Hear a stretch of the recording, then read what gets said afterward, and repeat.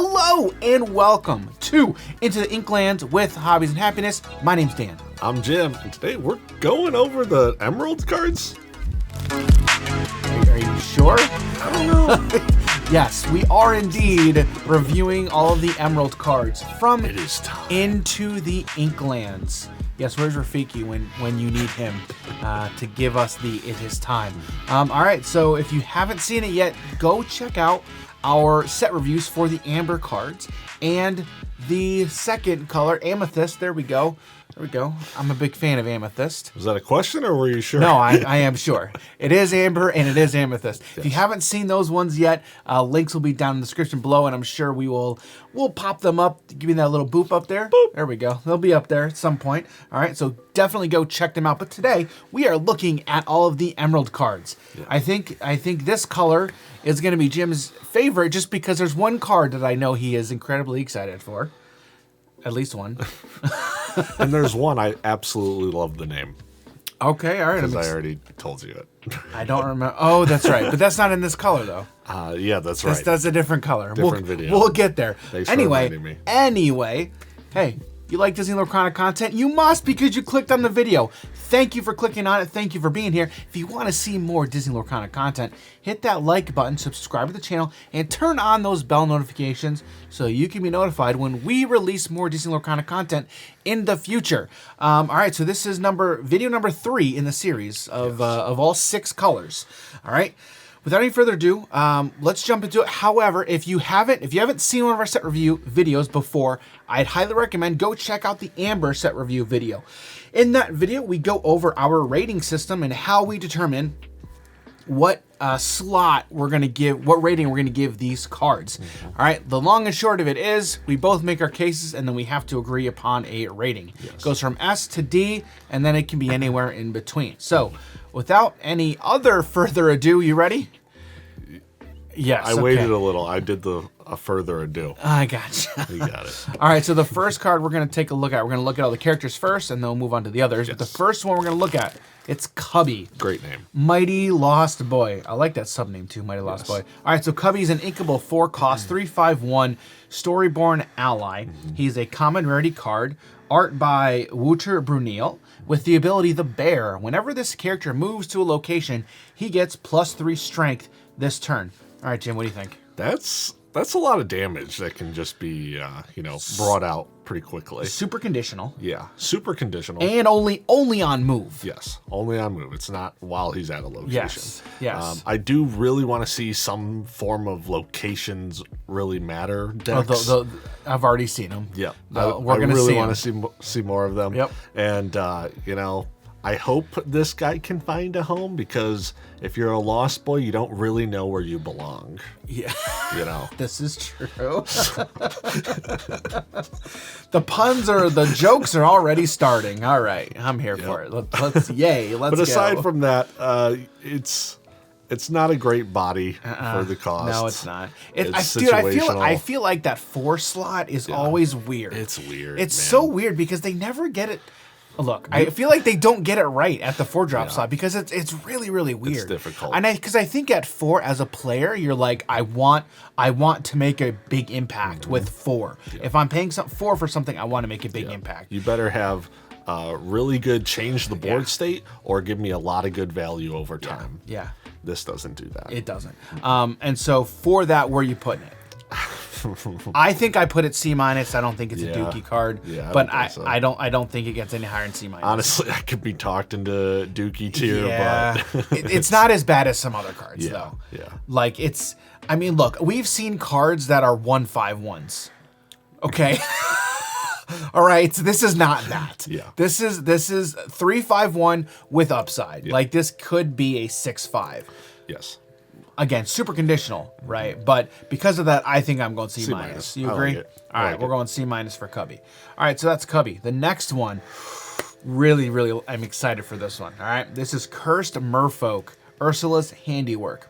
All right, so Cursed Merfok is a 0/1/2 Storyborn card, the rare rarity slot, with the ability Pour Souls. Whenever this character is challenged, each opponent chooses and discards a card. Art on this by Massimiliano Narciso, and Marieki Ferrari. All right. What do you think about this card, Jim? This card is beautiful. Aside from the artwork, this has everything I want in a 1-drop. I don't even care it's not inkable. Well, I was just going to say, like, that's the only downside to this, is it's not inkable. Is it a downside? I don't know if it is. I just want to keep playing this card all day. I'll play 79 copies of this in a deck. And then never be able to cast it. So the only thing that I really want to say about this card is is always going to be a 1-for-1. Yeah. It will always be a 1-for-1. Because if something challenges into it, you may not, 99% of the time it'll be a 1-for-1. Because if you drop this turn 1, then your opponent has cards in hand that they have to discard. Okay? Yes. Right? But what I'm saying is, if your opponent challenges it with no cards in hand, it's not a 1-for-1. True. That's all I'm saying. Yeah. But again, if you drop this turn 1, you're like, I don't want to challenge into it because I don't want to discard, but I also want to challenge into it because it's too lore. I'd much prefer to have this 1-drop over like the Maleficent, the Lilo, this are those all the 2 lore for ones? So far, I believe so. In the aggro list. I believe so, I'd much prefer to have this because those other ones, sure, it deals 1 point of damage to your opponent, but sometimes that's just not really going to matter. Right, because on turn 1, turn 2, they're 100% challenging into it. Yeah. 100%. Yeah. This, you're questioning. Might not. That's the thing. It's like you're really questioning that. So I really, really like this card. If you get to quest with this thing twice, and now you're already at that 4 you're already lore, at 4 lore, yeah. That's rough. It's rough. Man. It is. And then they drop a second one on you. Yeah. And you're just upset. Yep. 100%. Yeah, because they're racing. They're going really, really, really fast. Yeah. Really fast. I think this is like an A+ card for me, minimum. I think it's definitely A material. Yeah. I don't know if I would go A+. I'd probably go straight A. Or A, yeah. Yeah, I'd probably go straight A, just because again, it's not inkable. It is 0 strength. It's a phenomenal card. I'm not taking anything away from it. But on where everything else ranks, because again, we gave blue straight A, right? I didn't remember where we like put those the Lilo, the Maleficent. Because I think we didn't because we didn't do a set review from for set those. 1. Yeah, we didn't do a set review. Well, those videos didn't go out. Oh yeah, that's right. We started to record. We started. That's right. That was a weird time around here. That's for sure. I totally forgot about that. Yeah. So they're locked in a vault. They're in the hard drive somewhere. Yeah. So I think I remember putting those somewhere in A, and I think this card is better than those. You do? Yeah. Okay. Yeah. Talk me in A+ then. Because I'm A. Yeah. 100%. Yeah. Talk me in A+. Well, I think it's better than those. It does essentially every single thing that those other cards do, except this is, like you were saying, 99% of the time, this is a guarantee 1-for-1. The other ones just die and don't really do anything else to the board, doesn't get anything else from the hand. Your opponent is afraid to get rid of this card. On turn 1 and turn 2. Yes. That's the thing, is they are afraid to do it on turn 1 or turn, and turn 2. Even going into like 1, 2, 3, 4, I think up until that mid stage with a lot of decks, you don't really want to touch this, but it's going to force you to do it. Yeah. I think I can go up to A+ just solely based on this makes your opponent question what they're gonna do. Yeah. Like it's now a lot more mental game. Correct. So all right. I can get there. We'll go A+ for Curse Merfolk. All right, so that's Curse Merfolk, Ursula's Handiwork. All right. The next one is Don Karnage, Prince of Pirates. One of my favorite characters from Tailspin. So Don Karnage, Prince of Pirates, is a 4/4/2 for 5. For 5 ink, he is inkable. He is a Dreamborn Villain Prince Pirate with Evasive. He's a common rarity card, and the art is by Luis Huerta. All right, Jim, what do you think about this? I know I would hate to verse this card because there's not a lot of stuff I would be other than like have you sacrifice it, because dealing 4 damage is difficult for a lot of the decks I like to play. So I just know he'd be a pain. But I don't really think he has a home like anywhere. He's kind of just do nothing. Yeah, I mean, he's questing for 2. He's a French vanilla. You're questing for 2. Questing for 2 is at 5. What's that? I don't feel like questing for 2 with 5 cost is enough. There's a card in set 1, Ruby Tigger. He was a 6 cost inkable 4/4/2 with evasive. Literally the same stats, but cost 6. Yes. Made literally no sense. And I thought he was dookie. Well, for that cost, yes, 100%, 100% for that for 6. This, I can stomach this much more. But again, these kinds of cards I think are really only going in those evasive lists. It's also just in timeable. It is just in timeable, yes. But if you're just in timing this, I feel sorry for you. Yeah. You know. Yeah. All right. So I think it's just like a basic card. Yeah. I'd probably go straight B. Yeah. I don't even think I'd go B- because again, it's questing for 2 and it has evasive. Yeah. Just straight B. Yeah, so we'll go straight B for that. For those of you who are curious why I keep looking over here, we have our iPads here and we have our sheets and everything. And then when we finally make our decision, I have a column here that says rating. It will not let me do a straight solid B or A or anything. It defaults to the minus. Yep. So I have a laptop over here where I can actually select it correctly. So it's really annoying. That's why I'm constantly looking over here. So, all right, the next one. All right, it's Flotsam Riffraff. He's Flotsam? Flotsam Riffraff. Okay, I forgot you were saying that's funny. All right, so Flotsam is an inkable 3 cost 5/2/1 Dreamborn ally. It's a common rarity card. Art is by Brian Kessinger with the ability Eerie Pair. Your character's name Jetsam. Get +3 strength. Nice. +3 strength. So, all right, Jim. What do you think of this? Honestly, I wasn't a fan of them in purple. I'm not a fan of them in green. They're bad. They're just I feel like they could be so cool, man. They could. They could be so cool. And you know what? Eventually, you know what? We're going to see some like rares or super rares with Flotsam and Jetsam, and they're like really good. Yeah. We haven't. They're not good. Make legendary, really good ones in different colors. So you want to play them? You want to play them together? You can only play those colors. There you go. All right, but with this one, where are you rating this guy? It's not S. It's not A. I don't even know this is B. I don't. No, it dies to so much stuff. It's 2. Oh. All right, D. Yeah, this D. is a dookie. This is a man. dookie. This is D. Dookie. It's a straight D. Is it D-? No, straight D. Yeah. Straight D. All right, next one. Friar Tuck, Priest of Nottingham.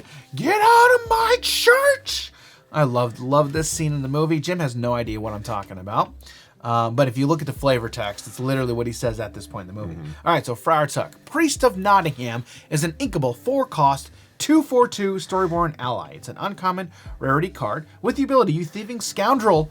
When you play this character, the player or players with the most cards in their hand chooses and discards a card. Art is by Denny Minone, or Minone, I'm not quite sure how to pronounce it. All right, what do you think about this, Jim?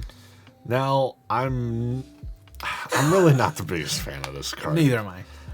Although after seeing like a specific deck profile, I was like, all right, I could see maybe if you target yourself to discard something could really matter. But I'm like, one card on play? Yeah, dude. No. The only upside to this is a quest for 2. Like, it's not even the best stat line. You know, 2/4/4, or excuse me, a 2/4/2 for 4. Like, I don't know. think this is great. I don't think it's great either. I don't think it's that good. I mean, it's inkable. Yeah. All right. D plus? Is this D tier? Is this D tier? Oh, I mean, look. I think I'm trying to convince. You got more cards in your hand than your opponent. You playing no, this? No, I'm not. That's the thing. It's all right. D plus. I can't even convince myself to put this in C tier. D plus because it's inkable.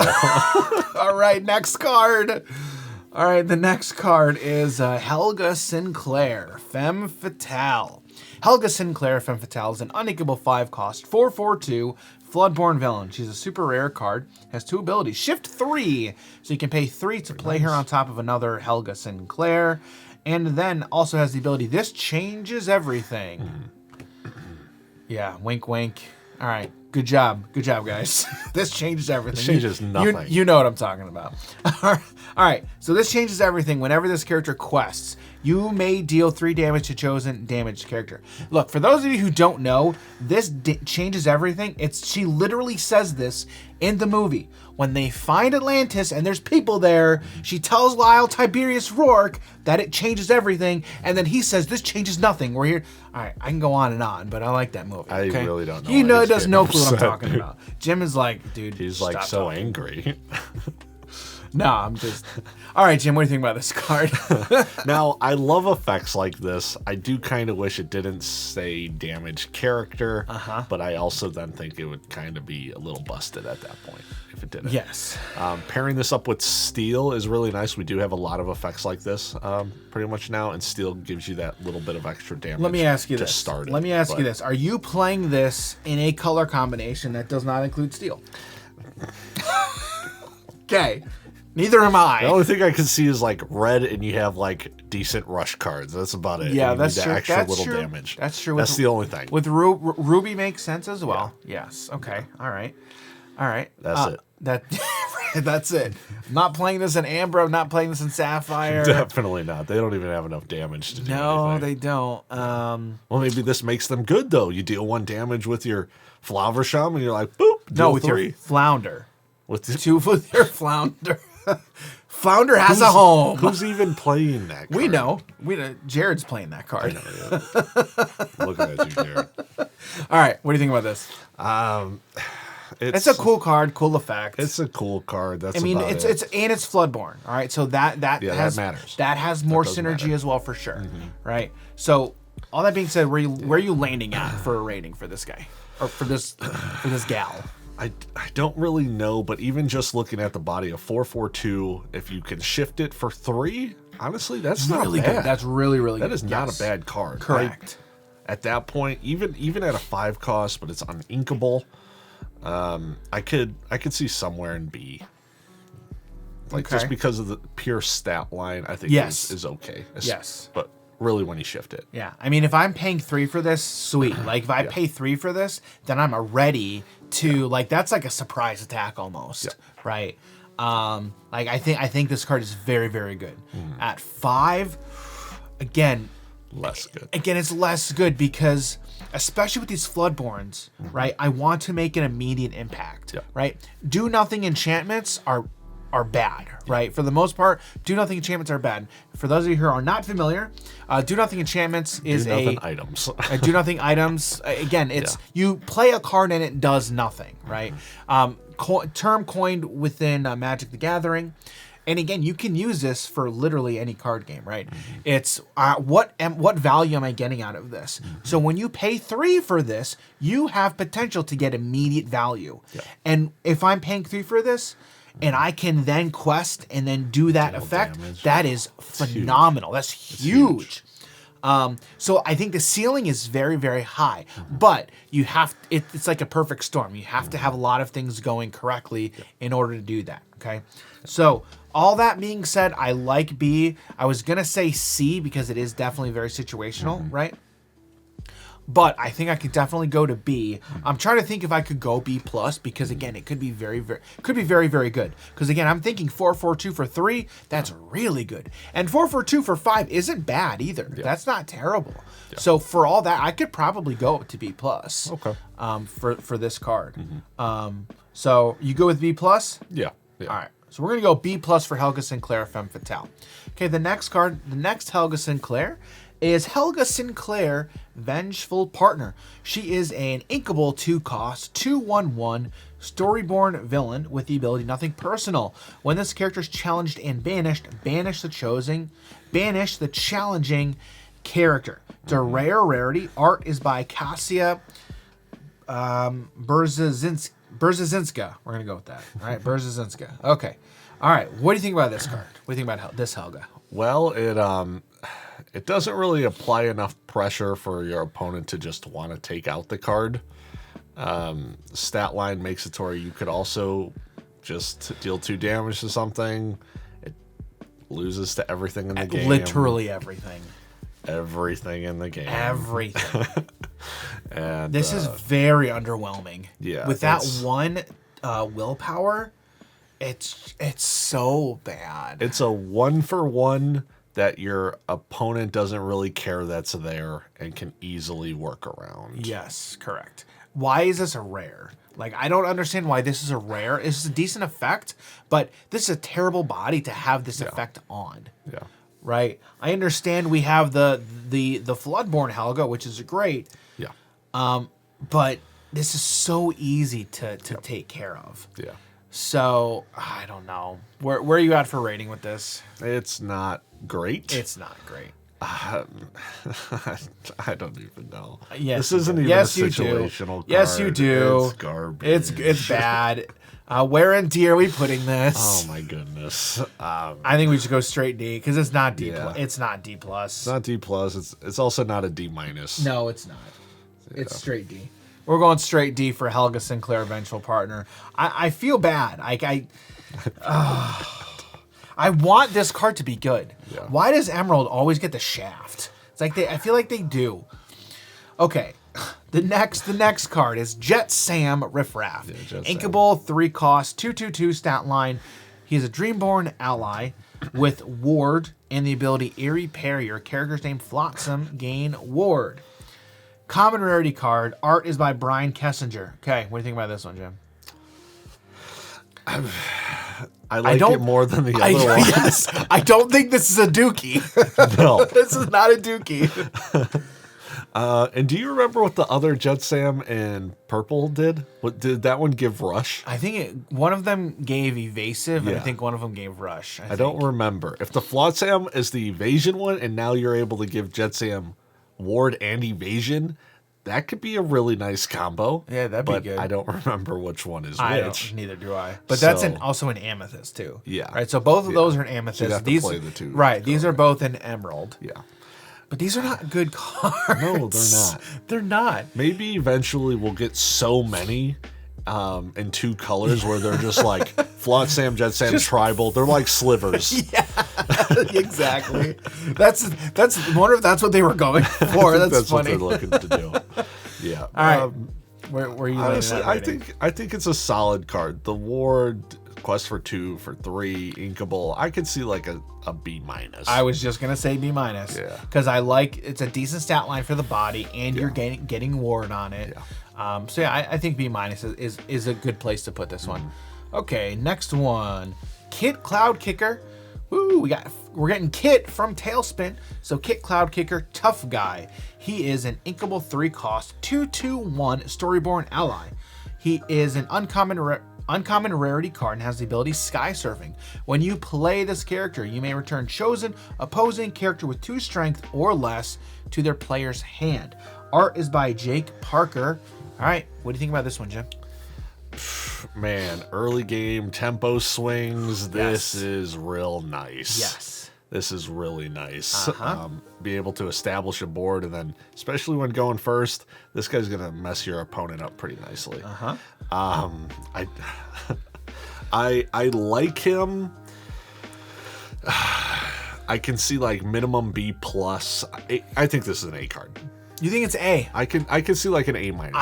I was starting at B plus. Yeah. I was starting at B plus because tempo swings, like this is going to be some crazy tempo swings and some crazy fast tempo swings too. Because again, like think about Ursula, the Curse of Merfok on turn 1, turn 2, who knows what you do on turn 2, but then you turn 3 into this, bounce your thing. Oh man! And when your opponent is playing I hate him so much, that Simba bodyguard that is sometimes just so difficult to get around. He's like, go back. I'm now taking your stuff out. I established board presence, got rid of yours, and I am in a very healthy spot right now. Yes. This guy can just really put your opponent back just so much. So I really think he could be an A card. Yeah, I think I can get there. I think I can get there because, like I said, I was starting at B plus. Yeah. And I think this can just get so much better. But now the only thing is it's 2 strength or less. Yes. Right. But you can also manipulate your opponent's stats on their cards. So I think, again, you've got a very high ceiling for this. So, yeah, I think I can go A-. Yep. So, A- for Kit Cloud... Man, say that 5 times fast. I can't even say that. Kit Cloudkicker, tough guy. All right. The next card. I already mentioned him, but it is Lyle Tiberius Rourke. All right, Lyle Tiberius Rourke, Cunning Mercenary, is an uninkable 3-cost, 2/4/1 Storyborn villain. He is a super rare card and has 2 abilities. The first one, well, now you know. When you play this character, chosen opposing character gains Reckless during their next turn. And then also, thanks for volunteering. Whenever one of your other characters is banished, each opponent loses a lore. All right, Jim, what do you think about this? Now, you know what I've learned, and this really just came to my mind. This game gives spoilers to the movie that I might not have known for a lot of movies. Like, what if I didn't know this guy was the bad guy? And it says villain. You know what I mean? I mean, I would say that's a you problem, because this movie's been out for God knows how many years. 5,000 years. It's been out for a long time. Yep. Also, I don't know if I mentioned it, the artist is Mike Parker on this. He did this piece. Okay. So anyway, what do you think? All right, aside from messing around, being able to... We're serious here, Jim. This is serious. Sorry, my bad. This is a serious show. My mistake. I really don't know what to think about this guy. Like, I think it's a necessary effect. Yeah. To be honest with you, because I think we need more of these effects in the game, especially going against a lot of aggro decks in set 1 and set 2. Yeah. It's like I need ways to slow you down, right. And then when my only ways are deal direct damage, it's like that's not enough. Like I need more ways, and Emerald provides you those ways. Yeah, sure. So I like this kind of effect. Yeah. Yeah, he really, I guess, does screw over the aggressive decks a whole lot. He is that low to the ground, and that 4 toughness is really nice. Yeah, it is. Willpower. Yeah. Force them to attack you, and then when your stuff is destroyed, they are now losing lore on top of whatever it is they couldn't quest for. Yeah, he's pretty cool. He's pretty cool. I like it. I'm trying to figure out how do I value him? Where do I rate him? You know, I think it's more. I think it's above C, because I think it. Yeah. This is definitely applicable in every situation. I think this is somewhere in B. I think it's somewhere in B. I can probably go. I'd probably go straight B, just because, again, doing the 2 things, giving something reckless. Right, giving one of your opponents things reckless, you can potentially deal with one of their threats. Yeah. Right. Let's say they have a Beast Tragic Hero on board, force them to attack with it. Okay, now they don't get that extra draw. Yeah. Right. Sure. So doing that plus that thanks for volunteering ability, I think is very, very, very good. Yeah. So for all of that, I'd probably just go straight B. I don't think I'd go high B, B plus. Because, again, it is also uninkable. I'd probably go straight B. What do you think? Yeah, I think straight B is fine. Yeah. So, like I said, I think it's better than a B minus. Yep.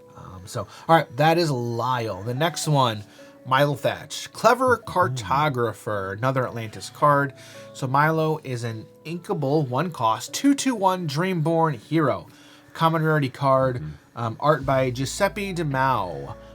That's it. He's a vanilla card. What do you think? That basic stat line, 1-drop 2/2s that we have a bunch of. So. Yep. Straight B. Yep. I would say straight B for that guy. Which it is what it is. I mean, like these are pretty standard cards. All right. Speaking of Milo Thatch, we now have Milo Thatch, King of Atlantis. All right, so this Milo is the legendary Milo Thatch, uninkable 7-cost, a 4/4/3 Floodborn Hero King. He has Shift 4, so you can pay 4 to play this maybe on top of the other Milo Thatch, and then also has Take Them by Surprise. When this character is banished, return all opposing characters to their player's hands. Keyword: opposing characters to their player's hand. Yep. A big keyword that is missing. You may. That's a big keyword that's missing. Now, with all that being said, we have seen the team come back with other cards like Yzma, which was a mandatory effect, and that card was errated, and I think the original intent was for it to be a May ability. Yeah. Okay, I don't know if we've heard about this one yet, but I'm holding out hope because that would make this an insanely good card. Yeah. The fact that you have to, not as good in my opinion. Yeah. Because there's less versatile. Yeah. But There's Jim, going to be sometimes you just don't want to do the effect. Correct. But let's take that effect away. Yes. 4 cost, 3 lore, 4/4 body. Yeah, that's insane. Stupidly good. That's really good. That's insane. Phenomenal. And even at 7, it's okay. But I mean, if you're playing this card, you most likely have that 1-drop Milo as well, or Morph. Yeah. Which we'll get to. Yep. Next. Yeah. Yeah, Morph is next. We'll talk about Morph in a second.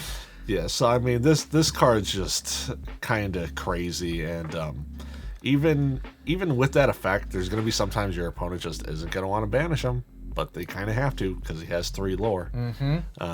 So it's not like they can overcommit, but if they have effects that are like ETB, get whatever effect, like say you're versing Rabbit, you're versing Goat, you're versing any of the Madam M package cards, and your opponent's like, okay, yeah, that's fine. I'll put them all back. One deck I really want to build is Emerald Amethyst, right? With all the bouncing and now with Emerald stuff. Like, just pair that up with Morph, which again we'll talk about in a second. Like, there's gonna be some really cool stuff. Yeah, really cool stuff there. Yeah. So, all right, where are you landing at for a rating? I really don't know where to put this guy. I think it goes somewhere in A. I don't think it's an S tier. Okay. I think if it said May, I don't know. I think A-. It's uninkable. Okay, let me ask you this: if you consistently are paying 4 for this, if you're consistently paying 4 for this, or I guess you could say 5. Let's pretend this is a 4-4-3 for 4. Pretend it's a 4-4-3 for 4. How are you rating it? 4 stupidly good. Like this. That's Would I put that in? I feel like I could put that in S tier. Yes, I agree. That's an S tier card. I agree. So like that's the ceiling. Yeah. That's the ceiling, right?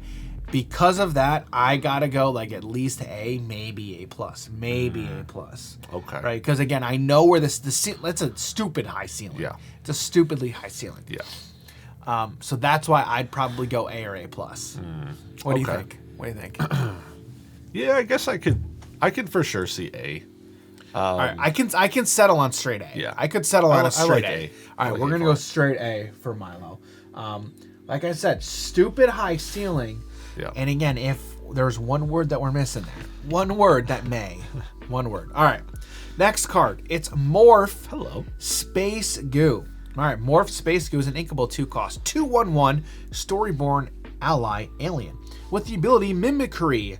You may play any character with shift on this character as if this character had any name. A stupidly good effect. Yep. Art by Alan Batson. All right, Jim. What's your opinion on Morph here? Did you say Morph or is this Ditto? Yes.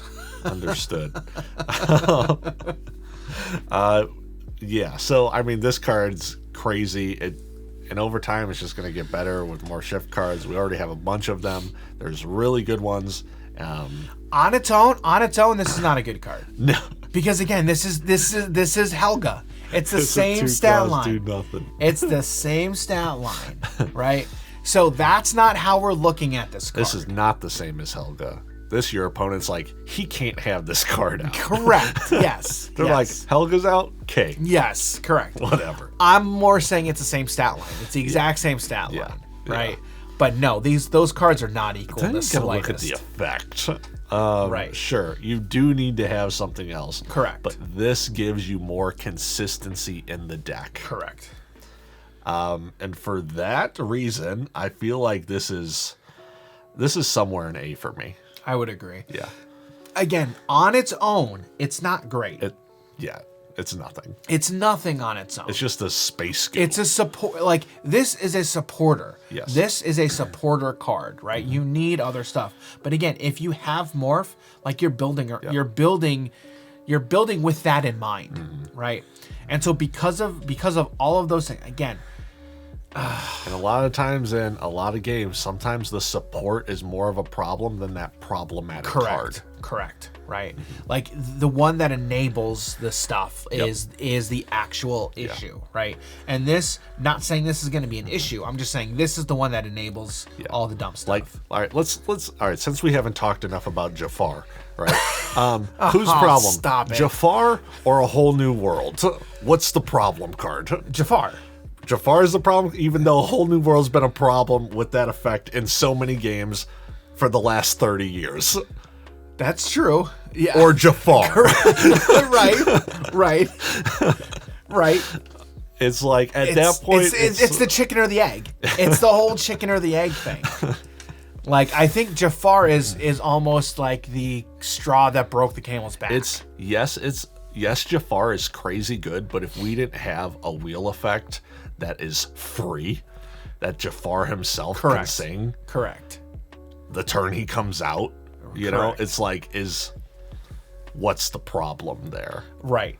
You know? It's again, that's the whole chicken or the egg thing. Like it's the same kind of discussion. Yeah. Right.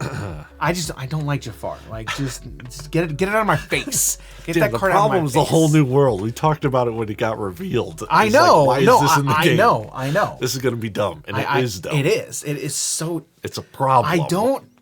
Okay, this is a whole other topic, a whole other discussion, and I gotta be nice. You gotta be nice. All right. Anyway, back to Morph. I don't know how we got in that tangent. A card, I like it. I'd probably go straight A. Yeah. I would go straight A for this. It's a good card, good effect. I think A plus, just because we're gonna get more evolve or more shift cards that make him even better. Yeah, I'm going straight A. We're going straight A. Straight A. Straight A for Morph. All right, the next card is Peter Pan, Lost Boy Leader.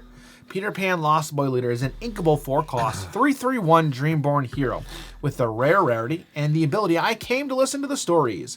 Once per turn, when this character moves to a location, gain lore equal to that location's lore value.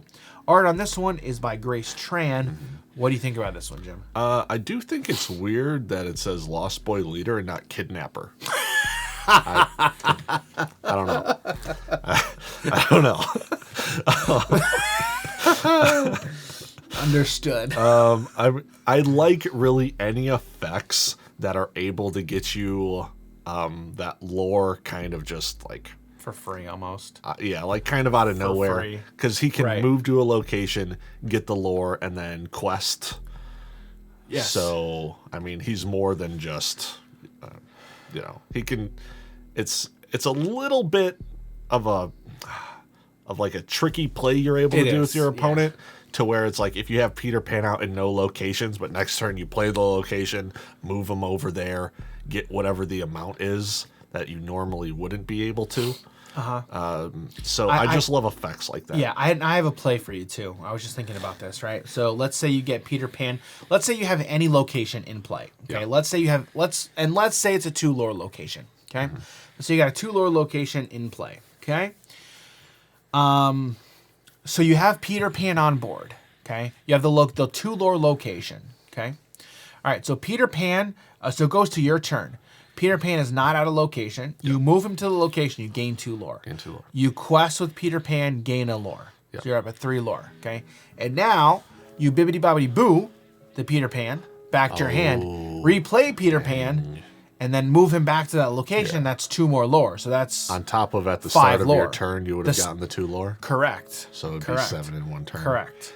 Yeah, that's kind of nuts. That's kind of nuts. Yeah. But again, Bibbidi Bobbidi Boo is a really good. I think Bibbidi Bobbidi Boo, because of multiple cards, wink wink morph, right, is going to be much more played. Yeah.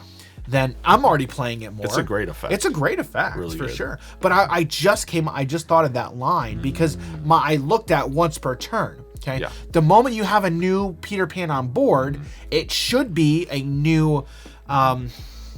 It's a new instance of a card. There you go, instance of that card, right? So yes, you did do it on this turn already, but it is another instance of that card. So you should be able to do that.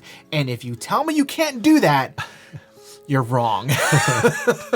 You have to be able to do it like that. Yeah. That's the only thing that makes sense to me. Unless it's looking at the keyword name of like that ability. It's I came to listen to the stories. It's like that Correct. name can only be activated once per turn. Correct. Or is it the card itself? It should be the card itself, if you ask me. I'm not the designer. I know who you could ask. You can go ask Steve. And Steve will tell you, go listen to Dan, because Dan's right. We're messing around, guys. We're having fun. He's definitely not. He's serious. All right, so rating. Where are you laying it out for rating?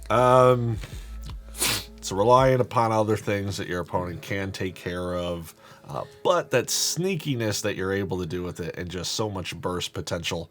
I can see high B, A range. I'd probably go B+. Is probably what I would go. It's an underwhelming stat line that requires other things on board. I'd probably go B+. Would you agree with that? I like B+. All right, we're going to go B+ for Peter Pan Kidnapper. I mean, Lost Boy Leader. There we go. All right, this next one is Prince John, Phony King. Prince John, Phony King is an uninkable 5-cost, 2/2 Storyborn Villain Prince. It is an uncommon rarity card, and it has the ability to collect taxes. Whenever this character quests, each opponent with more lore than you loses 2 lore. Art by Coney. My favorite part about this card. Have you seen this one? Have you seen this movie? No. Okay. My favorite part about this is the flavor text. Okay. Too late to be known as John the First. He's sure to be known as John the Worst. They sing that. He doesn't like that song because they call him John the Worst. He's not a fan of it. Okay. And the sheriff of Nottingham sang. Yeah. Anyway. All right. Go ahead. What do you think about this card? Well, I understand why they made it with the more lore to make it to where you can't just snowball ridiculously over your opponent. Because taking away 2 lore is kind of a lot, especially when you're gaining 2 lore. Right. Yeah, it is a little crazy. It's the same effect as Aladdin Heroic Outlaw. Yeah.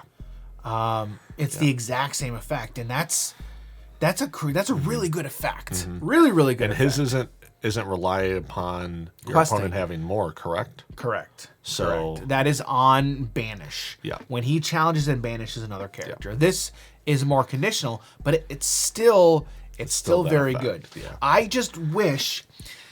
I think the design team, when they're designing these cards, and I've talked about this before, especially when it comes to Emerald. Emerald continues to get held back because these effects are unfun, right? Which I understand. I just let it go. Like, just one time, let it go. Just let it go once. Yeah. Because we have too many uninkable Emerald cards. Yeah. And again, I understand. Like, I trust me, I have been on the receiving end of plenty of these feels bad plays and mechanics. I get it. I understand. But in order to make something at least playable, there needs to be enough cards that you can put together to make something work. Also thinking. I'm not saying you can't do that right now. I'm just saying I'm looking at the amount of uninkable Emerald cards. That's all. I also think it could be because of what the cost of the cards are.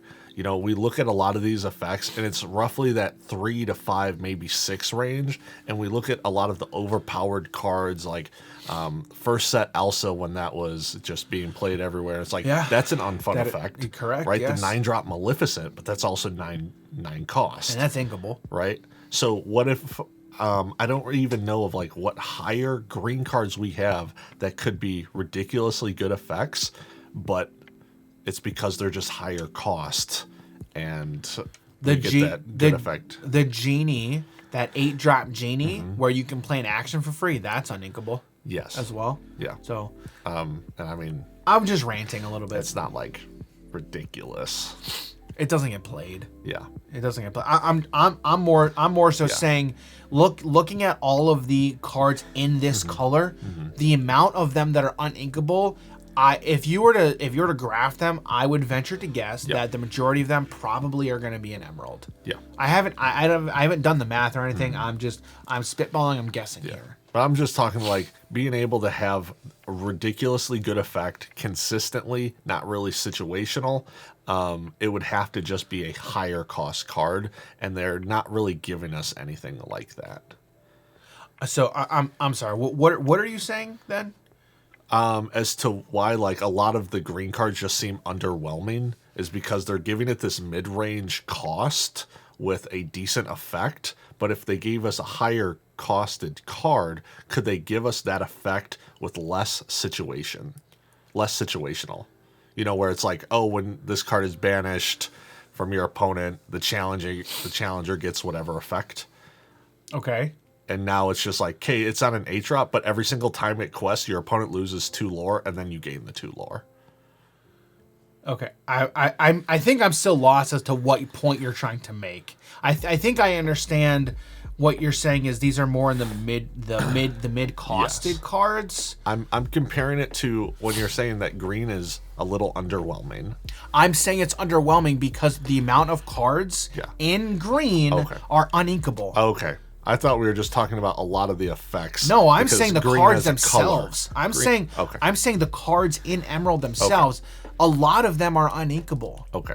That's all I'm saying. Okay, I got you. That's the I'm not saying anything necessarily about their effects. Okay. I'm not even saying their effects are underwhelming. Okay. I'm just saying the cards themselves are underwhelming because they are uninkable. Okay. Like you can't have a deck full of 60 uninkable cards. Yeah. I just know like in the past we've talked about like green just seems like it's really getting kicked under the rug compared to a lot of stuff. And again, is that only because of uninkable? Yes, okay. I think so. Because it's very difficult to make anything in Emerald work when the majority of the cards are uninkable. When you can't have a deck of 30 cards that are uninkable. Right. It's not realistic. And that's we've seen how many cards today already and how many of them have been uninkable, right? That's all I'm saying. Okay. And like I said, I understand the reasoning behind it because it's the fun effect, right? But I don't necessarily like that per se. We just need more cards that can fit in certain decks to make the actual deck work. That's all I'm saying. And I understand like their idea behind it as to why they do it, but then it's also like you look at other colors and it's like, yeah, Elsa's a lot of fun. Oh great, Maleficent. Oh great, this Maui. Right. It's so much fun. But Maui inkable, Maleficent inkable. That's what I'm meaning. Elsa's not. Yeah. Like it's like yeah, that's what I'm meaning. It's correct. Like, oh, it's unfun effects, so we're making it uninkable. Well, what about these other colors? Correct. It's not really the same. I know. That's why I'm like, I would love for. Again, I'm not the designer, so don't talk to me. I'm just playing the game, and I'm trying to make something work very good in Emerald. And it's hard. It's hard in Emerald when a lot of the cards are uninkable. But this is a huge, giant tangent that we got off on. Anyway, what do you think about Prince John, Phony King? I don't even know. I can't even remember the stats anymore. You don't have it up in front of you? I literally just closed it. It's a 2/4/2 for 5. 2/4/2 for 5 that's uninkable. No. I know. It does. It goes in the no tier. Man, I don't know where to put this again. It only goes in certain decks. Super situational. Yeah. I don't know. Underwhelming for the stat line. C-. That's Sounds good to me. I think C-. Because again, it's underwhelming. Yeah, C-. That's enough of that. All right, next card. Staying with the Robin Hood franchise, it's Robin Hood Daydreamer. Robin Hood Daydreamer, inkable 6 cost, 4/5/4 stat line, Dreamborn hero. That's it. He's vanilla. He's a rarity card, art by John Loren. This is some fantastic artwork. One of my favorites from the set. What do you think, Jim? An inkable vanilla 4/5/4. That is such a large amount of lore, and I can't wait to mess around with this card. With that being said, it's still just a vanilla. It ends the game fast, so I'm gonna say a B+. Oh, I was gonna say A-. Yeah. I was gonna say A- because it's still a decent body. Yeah. It's a decent stat line, and it's got 4 lore. So, do you think this gets into A-? I think That's the question. just because it is 6 lore, and then on turn 7, mean 6 ink? Sorry, yeah. It's 6 ink, and then you're gaining 4 lore on turn 7. I guess can be enough to give me an A or an A minus, but that's really the reason I was just saying B, because again, it's slow, but it's fast. Right. You know, like it's going to end the game fast, but it's just slow. Right. And it does nothing else on turn 6. Right. Right. So 6 costs do nothing. True. Yeah, I'll go B plus. I think so. Yeah, that's good. All right, so B plus for Robin Hood Daydreamer. Okay, next one. Shenzi Hyena. The one hyena that we get in the whole set when there's another card that cares about hyenas. I don't understand that. Personally. Foreshadowing. Yes, foreshadowing for the next 2 sets. Who knows? I don't know. Yeah. All right, so Shenzi Hyena Pack Leader is an inkable 4 cost. 0/6/1 Storyborn Ally Hyena. It is a super rare card and has 2 abilities. I'll handle this. While this character is at a location, she gets +3 strength. And then, what's the hurry? While this character is at a location, whenever she challenges another character, you may draw a card. Art on this one is by Joachim van Gool. What do you think about this, Jim? Locations matter. This card is honestly pretty decent, I think. As long as it's at a location. As long as it's at a location. Be at a location, If she's please. not at a location, this card bad. This bad. Bad. Yeah. Like, really bad. Yeah. Like, floor, or the lowest it can be, yeah, the floor. The floor's a D-. D minus. I might even make a new tier for it. D-. If it's at a location, Best case scenario, this is like a solid, I'd say like a B minus. and in its best case, Yeah, honestly. even if you're drawing multiple cards potentially. Okay, Because again, all right, you're drawing sorry. multiple cards with a 6. Sorry, I was kind of, yeah, I know I said best case, but I was meaning like somewhere in between the like best case and the just terribleness. Yeah. Okay, I see. Okay. Because I got you. I understand what you're saying. Like- you were saying like the final, where we're Yeah, finally end yeah. up. Okay, I got you. But it's also, this is a situational card. Yes. So heavily. Yes. This is somewhere in C. I think it's got to be C plus. Yeah. I think it has to be C plus because again, it's got some really good. It's really good in that It's situation. it's good in that situation. Yeah. But again, if you don't have a location, it's so bad. The good thing is, you know, let's say they got rid of the location it was at, you can move it and then attack something. I think the best case is going to be you get this out on 4. Yeah. Don't have any locations out on board. Your opponent's like, okay, I'll go out and quest. Yeah. All right, turn 5, play a location, move Shenzi to the location. Okay, now she's a 3/6 and you're can gonna challenge right away, and then you get to draw. Yeah, it's a C plus card. Yeah.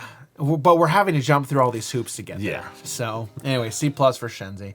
All right, the next card, Sir Hiss, Aggravating Asp. Inkable 2 cost, 3/1/1, Dreamborn Ally with Evasive. Common rarity card. Art on this is by Alan Batson. All right, what do you think about this? I already know where I'm putting this guy. I don't think B he's minus. B minus. A 3/1. It's a 3/1. great. Yeah. 2-drop evasion. I- It gets rid of other evasive cards that are a problem. It's just a counter to certain things. Yeah, and it's like if it had two lore, okay, B, but I think this B minus. Yeah. That's All right, next one. It's Skippy, Energetic Rabbit. Skippy is an inkable 2 cost, 2/2/1 Storyborn Ally with Ward, common rarity card, and art by Jean Plonevet. What do you think about this? It seems like just a basic card to me. I was thinking, It's I think straight B. straight B. Probably straight B. I mean, yeah, it's got some upside with Ward. It's also 2 cost. Right. With the same stat line as a one one drop. drop. As a 1-drop. Correct. So you're paying 1 for Ward. Yep. Okay. You still don't want to do much with it. Like what else are you doing with that other effect? Yeah. So, all right, next one. It's Starkey, Devious Pirate. Starkey, Devious Pirate is an inkable 7 cost, 6/6/3 Storyborn Ally Pirate, uncommon rarity card, art by Adam Ford, and that's it. It's a vanilla Pirate Tribal matters. pirate trial and you quest for 3. Yeah. But you're paying on 7. Turn 8. Yeah, right, exactly. Unless you're ramping into this, but then if you're ramping into something, like, get something better. Right. Where are you putting this guy? He's a vanilla, well-statted. I think this is just like a B+. That's what I was going to say. Oh, you're going to say B+? I was going to say B+. I was going to say B-. B-? Because he does nothing until we'll turn cut 8. We'll cut it down the middle at B. Sure. Because it's it's a decent body. But again, you are paying 7. Yeah. And it's inkable.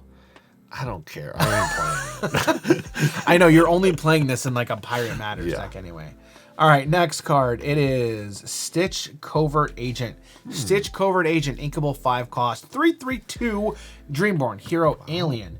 Rare rarity with evasive. And has the ability hide. While this character is at a location, he gains ward. So at 3/3/2 with evasive and potentially ward. Art on this one is by Grace Train. What do you think about this? Well, we look back at the other card that was a 4/4/2, I think, with evasion for 5. Don Karnage. There we go. Don Karnage. Okay. 4/4/2 for 5. Yes. Yeah. So it's roughly the exact same thing, the lower stats, but can get ward. And I don't even remember where'd I put that one. Where do we put Don Karnage? Carnage. Where do we put Don Karnage here? Let's see. Don Karnage is a straight B. Okay. I think this is B-. Yeah, pretty much. Because again, for 5, like 5, and you still need to have the location and pay for the location to move him. It's C+. Does this go to C? I think I let's like go C+. C+. I think let's go C+. All right, that's C+ for Stitch Covert Agent. All right, next one, it's Ursula Deceiver. Ursula Deceiver is an inkable 2 cost, 1/3/1 Storyborn Villain Sorcerer, uncommon rarity card, and the ability, you'll never even miss it. When you play this character, chosen opponent reveals their hand and discards a song card of your choice. Art on this one by Lisanne Cotiu. All right, what do you think about this one, Jim? Now, I really like this card because is this the first card where you get to discard the card of your choice? I think this is the first card that we've seen because they revealed this very early on in spoiler season. Okay.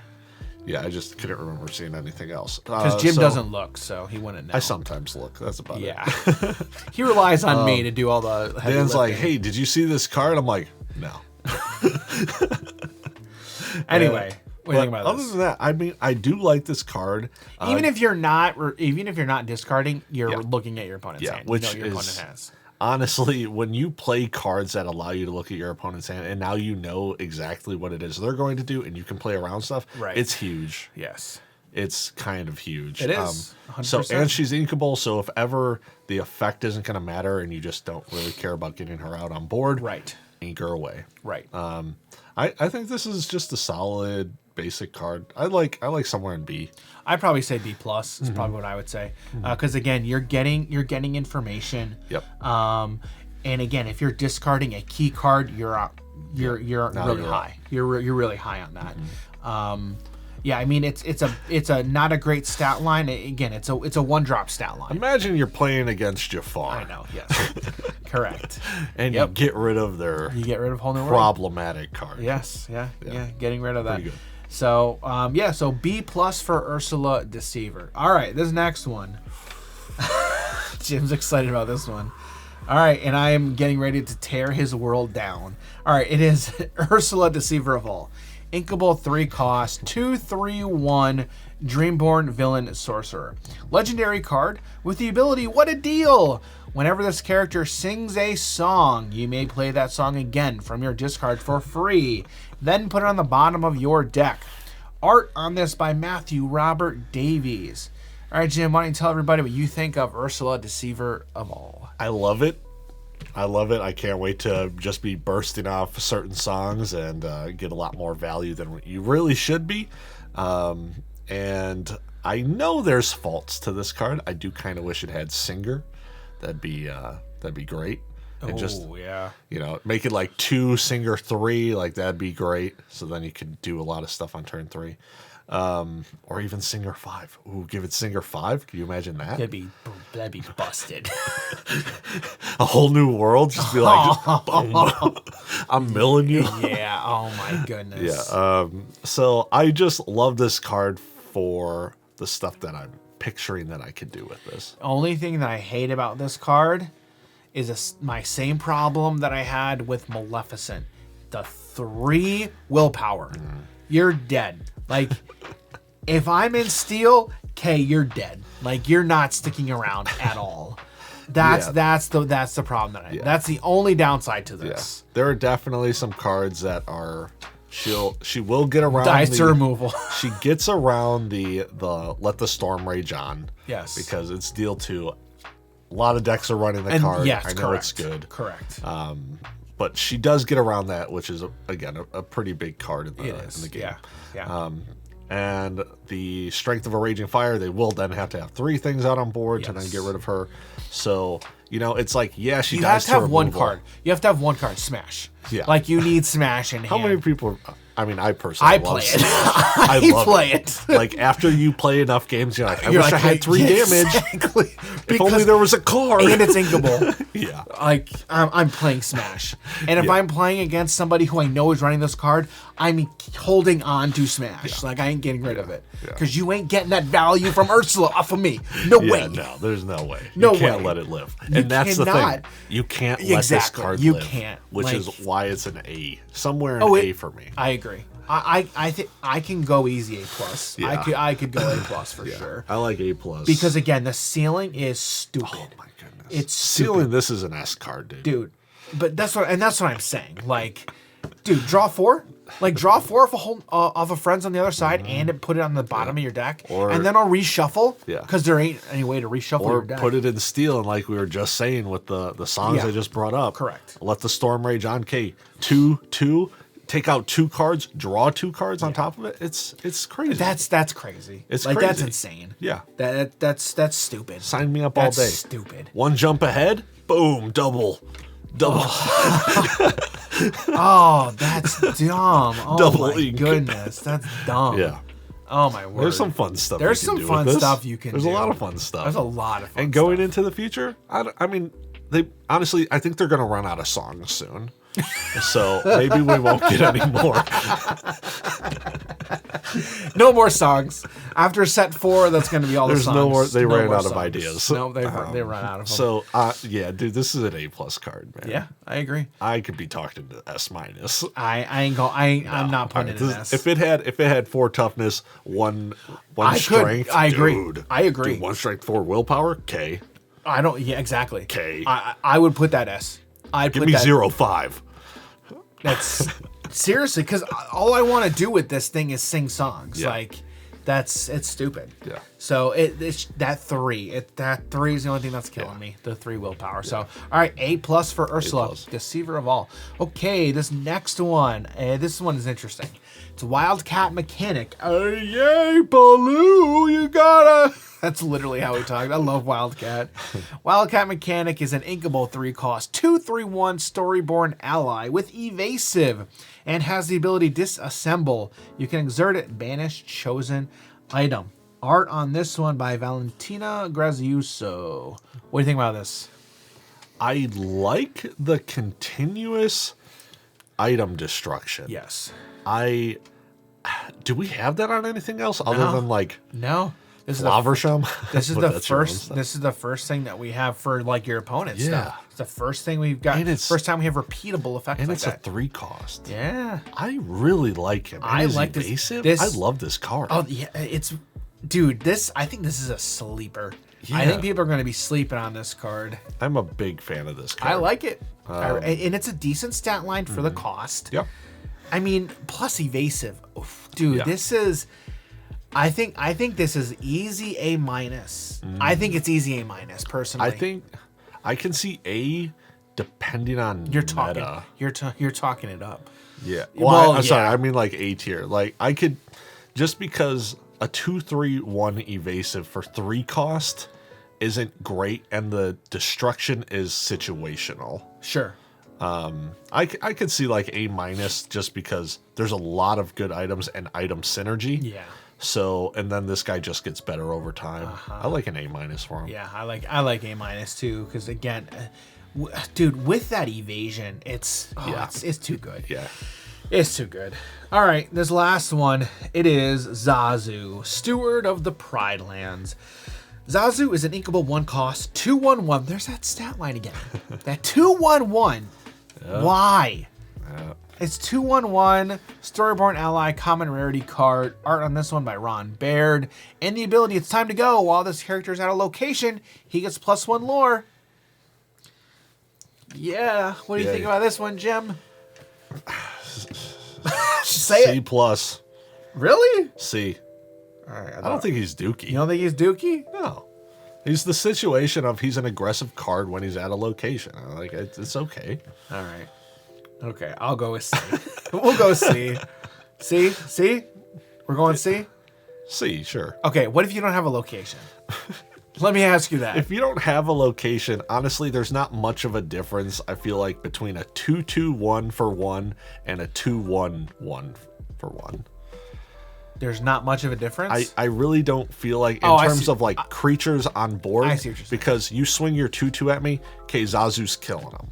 Right. Like, okay, whatever. Right. Like, sure, he doesn't live against if I target one of your, say, a Maleficent. Well, again... but that's okay. Well, right. But again, like, I think this is more versatile, too. Like, because am I going to use him on offense? Mm-hmm. Like, am I going to use him on offense to challenge one of your things? Mm-hmm. Or do I use it to quest because I got that 2 lore now, right? Yeah. So, all right, straight C? I like C. C? All right, we're going to go straight C. All right, so that is straight C for Zazu, Steward of the Pride Lands. All right, on to the actions, and the first action that we have is Has Set My Heart. You got Clarabelle singing this and breaking some glass. So this is an inkable 2-costed action that says Banish Chosen Item. Art on this by Hyuna Lee. All right, Jim, what do you think about this? Another get rid of item card, and this one is singable. I think this is the only singable get rid of item. Yes. This is Break. Yeah. And Break, I think, is the same cost. I'd have to look to see if Break is 2 or 3. Yeah. I believe it's 2. I'm not sure. I'd have to double check that. But if you're watching this, I will pull it up on screen so you can see it. But yeah, this is singable. You know what the best part about this one is? No. Wildcat can sing this. He already can, but yes. Very true. I'm like, he's not wrong. You know, because like you tap him to sing this, and then you get rid of the chosen item. It's good. All right, yeah. I mean, with Wildcat, I think this is an S card. I don't know what he's doing right now, guys. All right, where are you putting this guy? All right, I mean, this is just a C+ card, I think. C+? C+. Yeah, you're situational, but it can be free. Yeah. So. And again, this is Break. Yep.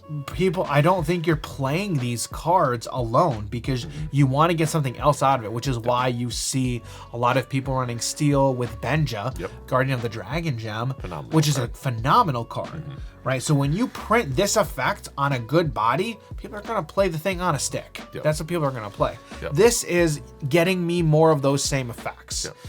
And you're getting nothing else out of it. When if at any point a tournament decides, like a local tournament's like, oh, bring 15 cards for a sideboard, and in between every single game, you're able to swap out some cards. Like this is a sideboard card. 100%. This is a sideboard card. This is a sideboard card. And look, my wish list, I am hoping we get sideboards for competitive play. I am really hoping so. I know there's been plenty of talk in the community. People are like, no, we don't want sideboards. Look, I want a sideboard, okay? It's what I want. But it gives home to a lot of cards, guys. It does. It really does. Because like this card, I'm not main decking it. Yeah. I put this in a sideboard and then I'm teching it out. The only time you're going to main deck this is if you know a lot of people at the tournament at your locals are playing a lot of items. Yeah. Or it's just a big part of the meta. It's like, okay, I could play this. Right. And I think my personal opinion is sideboards make, and I think you just said this, but sideboards make more cards playable. Yeah. You're putting them in a deck. Yeah. And this is one of those cards. So this sideboard card has set my heart C+. Okay, next one is I will find my way. I can go the distance. Wow, I'm surprised you knew that one. I will find my way is an inkable 1-costed action that says chosen character of yours gets +2 strength this turn. They may move to a location for free. On theme there. Art on this one by Carmine Pucci. What do you think about this? You know, you play this with Cubby, he's swinging for 8. Oh, yeah. oh, that's... Now, but he's also how much? Hey, he cost 5? Did he cost 5? I'm looking here. How much he cost. 4. You're right. He's a 4-drop. 4-drop. Okay. Yep. 4-drop. Yeah. So, I mean, I don't love this card. I don't like it either. You can use it for a cheeky play of, oh, I get to move to a location for free. Which is okay. good. Like or that will be free. good. It's 1 cost. Correct. And a card. Correct. I don't know. Straight C is I'm going straight C. What do you think? Yeah, I think C is fine. Yeah, straight C. All right, that's how I'll find my way. All right, this next one. Strike a good match. Inkable 2-costed action song that says draw 2 cards, then choose and discard a card. Draw 2, discard 1, so you're +1. Okay, it's a common rarity card, and the art is by Maxine V. Well, okay. it's not a +1. You're right. It's You're even. 1 for 1. It's a 1 for 1. Yeah. You're right. You're correct. But I still like it because you get to put stuff in your discard, which can matter. It's a 2 cost, so a lot of stuff can sing this. And even if you just pay 2 for this, that's not a bad cost to be drawing the 2 cards. Your deck thinning, putting stuff into your graveyard that can really matter. And yeah, I like this, especially with Ursula. Yeah, that's really good. Mm-hmm. I did see somebody do that. I did see that go off. It's like, oh my goodness, it's not feels dirty. Good, is it? That is dirty. Because at that point, you're not. That's not a 1 for 1. No. Now you're up. Now you are up 1. Yes. Now you are up 1. Ugh. Yeah. That's dirty. Yes. That is dirty. All right. Great card. Good card. All right, where are you putting this guy? Where are you putting this? I think it's a solid card. I like somewhere in B. I agree. It's not an A card. No. I would go straight B. I think this is a solid card. Yeah. I think this is solid. It's basic, but I think it's a solid card. Mm-hmm. So I'd probably go straight B. You agree? Yeah. All right, we're gonna go straight B for strike a good match. Okay. Next one. It is Airfoil. Airfoil. All right, Jim's clapping over there. All right, there's an inkable 2-costed item. Okay, it's a common rarity card with the ability I got to be going. You can exert it, and then if you've played 2 or more actions this turn, draw a card. Art by Jenna Gray. Oh no, I know. Oh my goodness, this is. Dude, this card's weird. It's weird, and I know I'm gonna be terrible at playing it because I'm gonna forget how many cards I've cast and to draw off of it. But you know what this pairs insanely well with? What? Ursula. Because you just play 1. Oh yeah. Because you play it again. And you play it again. Yeah. So that's that. Again. Now Airfoil is live. Oh it's great. Goodness. It's pretty nice. But even aside from that, I love action cards. I know. I love slinging spells all over the place. Dude, Jim, I can't wait for more sets to then be. There's so many things that the groundwork has been laid. And this is one of those fundamental pieces. And it's 2-cost it's item. Only inkable. 2. Inkable. Yes, this is exactly the cost I want this card to be. I'll play a full play set of this, and then I'll get 1. I'll get 2 out on board, and then I'll ink the other 2. Yes. Okay. And you're gonna be like, "Okay, I'm playing 2, but now I'm drawing 2, so I'm not down with any cards." Dumb. Oh, that's so dumb. So great. All right, where are you rating this guy? Oh my goodness. Bare minimum B+. I agree. I don't care that it's the situation of playing actions. You're building a deck to play these. The downside, it's 2 actions. It's not just 1. It's 2. Yeah. Mm-hmm. I don't think I can go into A because of that. Yeah. I can go B+. I think I can 100% go B+. In the future, this card could be in an A tier. Oh yeah, I would agree with that. More actions, more stuff for more actions that do insanely stupid things. Yeah. Yeah, I agree. I like it. All right, so B+? B+. All right, so B+ for airfoil. Okay. All right, the next card is Robin's Bow. Robin's Bow, uninkable 3-costed item. Uncommon rarity card. Art on this one is by McKay Anderson. Beautiful piece. Beautiful piece. 2 abilities. The first one is Forest's Gift. You can exert it to deal 1 damage to chosen damaged character or location.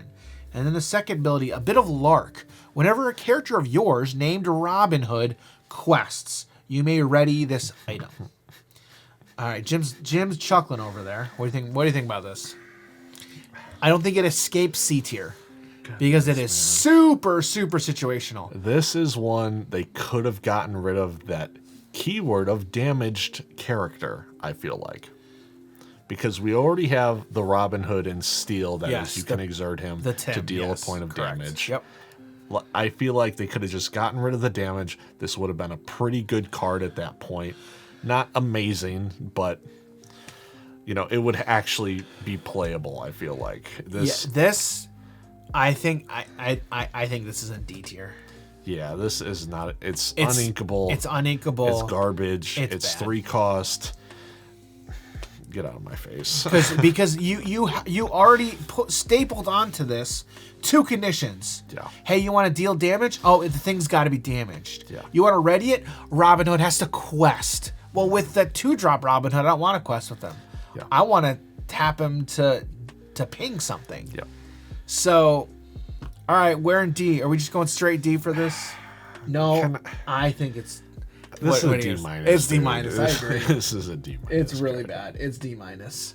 Yep, D-. And that feels so bad because I love Robin Hood. Yeah. Oh, it's so unfortunate. Although, in the future, we ever get a Robin Hood that's like, whenever a creature is dealt damage to restand it and it can still quest, you're just like, okay, I'm going to quest again. Restand the bow. Deal another damage. Restand Robin Hood. Quest with Robin Hood. Deal another point of damage. I don't think that's ever going to happen. I don't think it's going to happen but either. it's cool. It's a cool thing to think about. We can think about it, yeah. All right, so this next one is Starlight Vial. Starlight Vial is an uninkable 4-cost item with a rare rarity card. I don't know why I keep saying that. There's 2 abilities on this one. Efficient Energy. You can exert it. You pay 2 less for the next action you play this turn. And Trap. You can pay 2 ink and banish this item. Draw 2 cards, then choose and discard a card. Huh. Interesting. Do you remember if... Art on this one, by Billy Wimblett. Do you remember if Heart of Atlantis was inkable? No, it's not. It's uninkable. uninkable. It's uninkable. Yes. Okay. So this is essentially the same thing as that. It's for actions. Yeah, it's for actions. Where the other 2 are for characters, and then Dr. Facilier's cards and this card are pretty much the same as those other 2. Oh, you're talking about Dr. Facilier's card. So Dr. Facilier's cards is to Starlight Vial, as Lantern is to Heart of Atlantis. Correct. I believe so. Okay. It may not be a direct 1-for-1 comparison, but it's similar. Yeah. Yeah. And then this has on top of that, you're able to get rid of this to draw 2. Correct. Okay. Correct.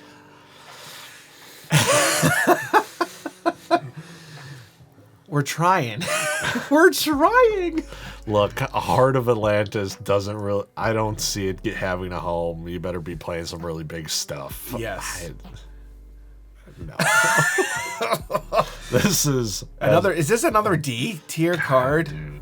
What is D+ because you can draw cards. That's what I'm telling you, man.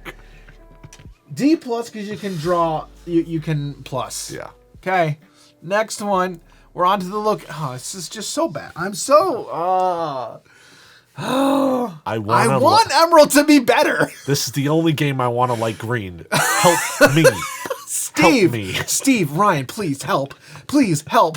Help us. We want to make it good. We want Just don't give me big dumb stuff in green, okay? Don't. Save it for steel. All right. Oh, goodness. All right, we're on to the locations. Last 3 cards for Emerald are the locations. Please be good. All right. This first one, it's DeVille Manor, Corella's Estate. Yeah. This is Neverland, Mermaid Lagoon, same thing. Basic. Inkable, 1 cost, 1 move, 4 willpower, 1 lore. Yep. And then for Mermaid Lagoon, we gave that a B+. Okay. So I would give this the same I'm rating. going to give this B because apparently green cards are bad. Or a B+ on this guy. All right, next one. All right, this next one, Fang River City. Fang River City, this is interesting. Inkable, 4 cost, 2 move cost, 6 willpower, 2 lore. It's a rare rarity. Art on this one by Michael Guillemot. The ability on this, surrounded by water. Characters gain ward and evasive while here. So while they're there, your characters gain ward and evasive. Locations are really hard to value here, to evaluate. What do you think about this? And this is it seems just very expensive to be getting this stuff. It is. It's not situational because it can go in like anything and it makes it good, but the cost is rough. Cost is real rough. Real rough. And the cost to willpower is just a 1-to-1 ratio, and then any more cards that come here stack on top of it. Yes. What are you thinking?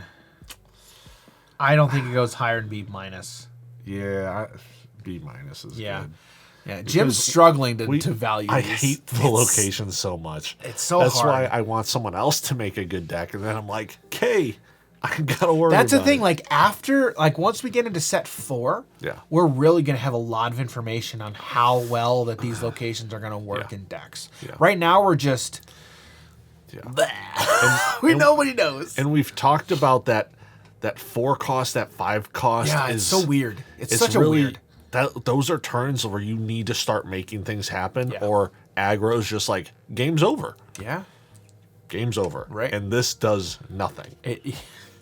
It literally does nothing. 4 costs do nothing. Yeah. Unless you can move to a location for free on a card. Right. And then if you move your stuff there, okay, your opponent can't really challenge or target your stuff, then they just go into this. And it's only 6, so it's not super high. Yeah. It's expensive and not great willpower. Yeah. So all right, so that's B- for Fang. All right, the last one. All right, it's Cusco's Palace. This is Y Breezy's card here. Cusco's Palace, home of the Emperor. This is an inkable 3-cost location. Move cost of 3. 7 willpower. Art on this one by Andres Roca. And has the ability, City Walls, whenever a character is challenged and banished while here, banish the challenging character. 1 lore on this one, if I missed that one. Oh, yeah. All right, what do you think about this? These are so weird. Like, it's Cusco on a location, which is great. But in order to get them there, you gotta pay 3 to get it out. You gotta pay whatever to get the character out, and then pay 3 to move them. So much. Super slow. Yeah, and if you are moving a character here on turn 4, you're paying 3 and then doing nothing else. That's the thing. Like, it's super slow. You're not tempoing this. It's and insanely slow. And then it's, okay, I'm not attacking your creatures, I'm just attacking this location. Yep. And then at that point, again, like we talked about, you're just slowing them down. They got to take a game action to challenge into it. Which I guess Green cares about tempo, or they should. Yeah, it seems like they care more about tempo plays. Correct. I just can't. Just can't with this thing. All right, so I think I'm gonna go straight B. I want to go straight B with this because, again, yes, it's slow. It's very slow.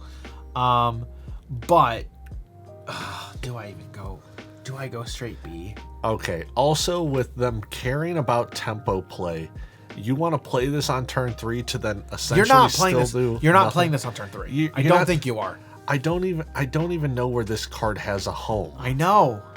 Like, that's the thing. You're not playing this on turn 3. No. I think a lot of these the only locations you're playing on curve are going to be low to the ground ones and probably more aggressive decks. This card just puts you behind. I feel like this card puts you behind. If you play it on curve, it puts you behind if you're playing it on curve. This almost might be like a win more card because, again, you're playing this late in the game. Like, you're going to be playing this late in the game most likely to protect your big thing. Yeah, to essentially give you You're not, 7 more. You're not something. playing this on 3. Like, nobody is playing this on turn 3. Yeah. Unless you play this on turn 3 to put your Maleficent or your Pinocchio, your really small thing there. Like on the next turn. But again, if you're playing a super low to the ground deck, you don't want to do that. Yeah. Like you have just tempoed yourself. You've tempoed yourself out of the game. Yeah. So, B-. Sure. Yeah, these are really difficult. The 3 move is the part that's just killing me because you have to sink so much into this I know. to be like, okay, in order for this to matter, you need to be playing something that normally can't kill anything. But why wouldn't you just play Cusco in that slot? Like, that's the thing. Like, why would you just not play Cusco? Because in order to get this effect, you have to pay 6. Yeah. And Cusco's 5. Yeah. But the thing is, you're able to, if you put something here that has like 1 or 0 or 1 strength, right? It's not really going to be able to kill anything. This gives it that killing power and protection. But if you put something here that has like 6 attack, what's the point? Why would you do that? Exactly. Right, Like why they would you swung do that? into it. They're dead anyway. Right. You know? Right. It's like sure, you can play this in the late game, but now you have to start putting low drop cards on it and then be spending essentially 4 ink. Right. Right. It's not I don't even want to put this in B-. I just can't. All right. So what are you gonna do? What do you think? I can agree with you. I can agree with you. Because again, like I said, why would you not play Cusco? Cusco's 5. Does the literal same effect, except he doesn't have evasive, right? You pay 5 for that to get a creature on board with 3 lore versus you're at minimum you're sinking 6. At minimum you're sinking 6 to get a thing here. Yeah. It's not good enough. It's not.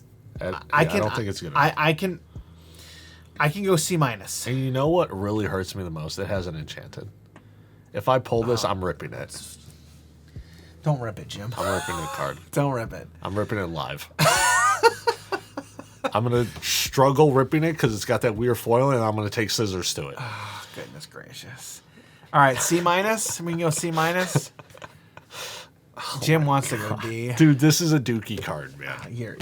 You're not wrong. Straight D.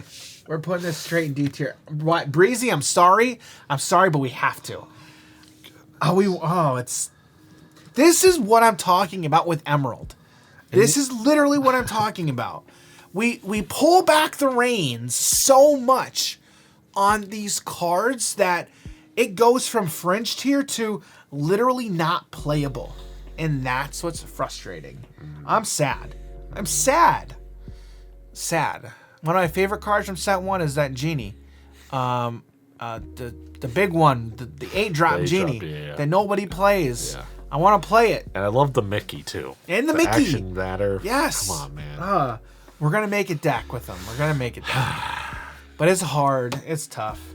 Anyway, that is our set review of the Emerald cards. If you're as sad as us, leave a like. Let us know what you guys think. Do you agree with us? Do you disagree? Genuinely curious here. Do you guys think we're on the right track when it comes to these Emerald cards? Or are we off base? If you think we're off base, let us know why. Be sure to let us know why down below. There's a lot of interesting cards here. Not a single, we did not give a single S. No S tier rated cards for green in this set. But who knows? At the end of set 3, when we go into set 4, maybe we'll take a look and maybe we were off on some of these things. I hope we're wrong. I hope there is an S tier card here. I really and I hope it's Cusco's Palace. Please, Meta. It's not. Please, prove us wrong.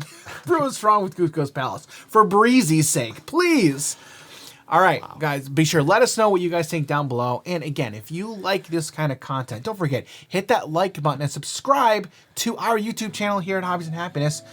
And turn on bell notifications so you can be notified when we release more Disney Lorcana content in the future. All right, 3 down, 3 to go. We're halfway through. Excited for the next one. Next, we've got Ruby Really excited for Ruby. So we got some spice there, which, of course, why not? Because let's just give them more good cards. Yeah. Great cards. So, all right, join us in the next set review for Ruby. But until then, thanks for hanging out with us today, and we will catch you in the next video. See you, everybody. Take care.